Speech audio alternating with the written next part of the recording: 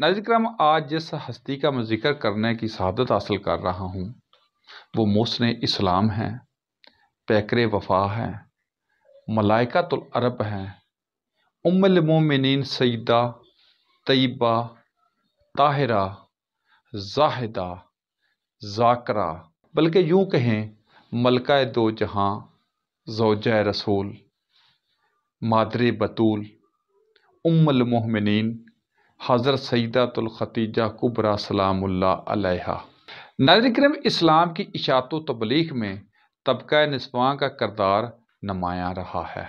اس سلسلہ میں اظہار قربانی اور دین کے لیے جان ساری کی مثال قائم کرنے والی خاتون اول کا نام ام المومنین حضرت ختیجہ الکبریٰ رضی اللہ تعالی عنہا ہے، جنہوں نے ایسے دور میں ساتھ دیا جب نبی کریم صلی اللہ علیہ وسلم نے اعلان نبوت فرمایا اور سرداران قریش کفار مکہ نے اسلام کے دیے بجانے کو بڑا زور لگایا۔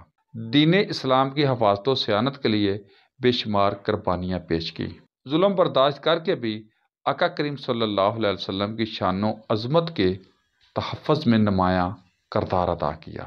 صبر و رضا کا پیکر بن کر خاتم الانبیاء صلی اللہ علیہ وسلم کی رفاقت کا فریضہ سر انجام دیتی رہی، اسلام کے دیانہ فہم و فرست کی عملی تصویر پیش کرتی رہی اور دلوں کی دنیا بدلتی رہی۔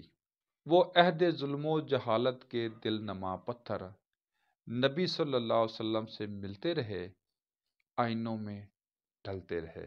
بہت شکریہ۔